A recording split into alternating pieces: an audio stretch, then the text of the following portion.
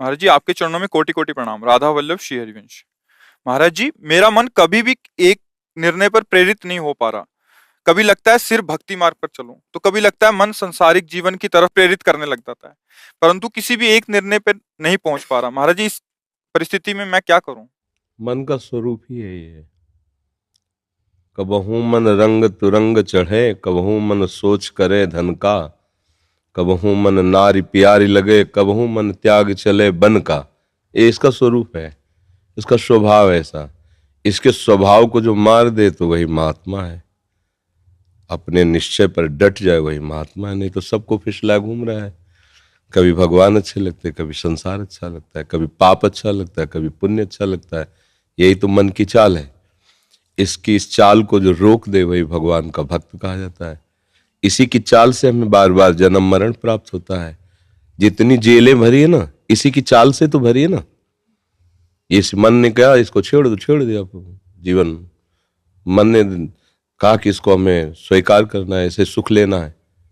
उसको लगा कि हमारे सुख में बाधा, उसको मार दिया। आजीवन जेल में सड़ रहा है, यहां भी सड़ रहा है, नरक भी भोगेगा।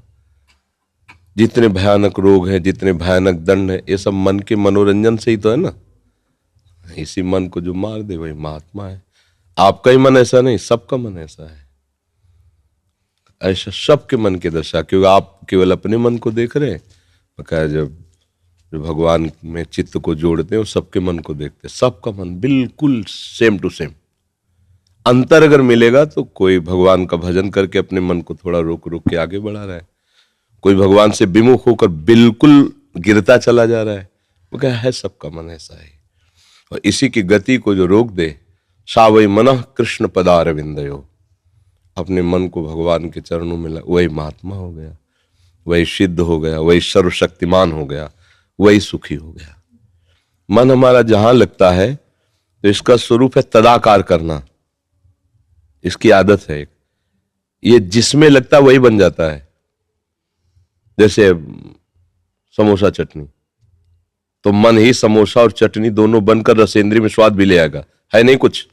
वो सामने बढ़िया गरम गरम समोसा, गरम गरम खाओ, कितना स्वाद है। अब वो एकदम संकल्प है, मुझे अभी भोगना है, मुझे अभी चाहिए। मैं बस इसका काम यही, ये तुरंत वही बन जाएगा जो चाहेगा, यही बन जाएगा कोई भी भोग। और भोग के संयोग के पहले ही तुम्हें सुख का स्वाद कराएगा ऐसा। अब आप पागल हो जाएंगे उस सुख के लिए, बस वो ले जाके दुख में डाल देगा। इसका यही, इसकी चाल को जो समझ जाए वही विद्वान है, इसकी चाल को रोक दे वही बलवान है, और इसको रोक कर भगवान में लगा दे वही महात्मा है। इसलिए नाम जप करो, नाम जप से बल आता है और सत्संग से विवेक आता है। दोनों की जरूरत है। जैसे हम जान गए कि हमें यहां पैर नहीं रखना, अब हमको इतनी ताकत होनी चाहिए कि हम अपने पैर को रोक के इधर बढ़ावें। तो ताकत मिलेगी नाम जप से, और ज्ञान मिलेगा सत्संग से, क्या करना चाहिए क्या नहीं करना चाहिए। तो दोनों बातें हमारे जीवन में यदि हो, नाम जप हो और सत्संग हो, तो हम मन पर विजय प्राप्त, केवल मन पर ही विजय प्राप्त करना है। बहादुर वो नहीं है जो पूरे संसार पर विजय प्राप्त कर लेता है। उसको भी कहीं ना कहीं देखा गया बहुत ही गिरा हुआ स्तर। जो संसार पर विजय प्राप्त कर लेता है वो एक छोटे से विषय के लिए गिरा हुआ कहीं दिखाई देता है, लेकिन जो मन पर विजय प्राप्त कर लेता है सबसे बड़ा बलवान वो है।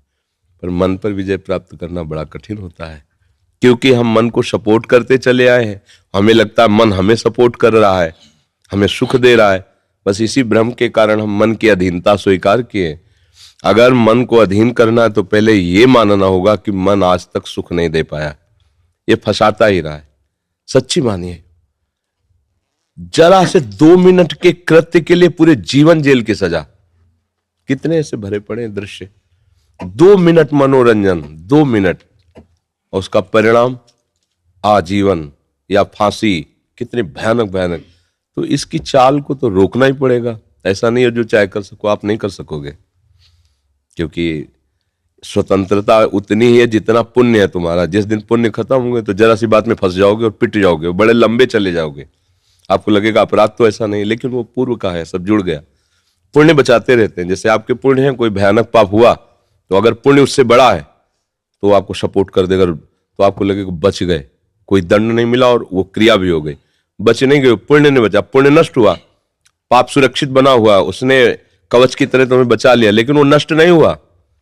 वो जब प्रहार करेगा तब फिर ढेर हो जाओगे। नहीं तो पाप करते ही अशांति, दुख और भय विषाद घेर लेता है, पर अगर तुम्हें नहीं हो रहा तो तुम्हारे पुण्य नष्ट हो रहे हैं इसलिए। अगर भजन हो रहा है तो सीधे पहले पाप को नष्ट करेगा।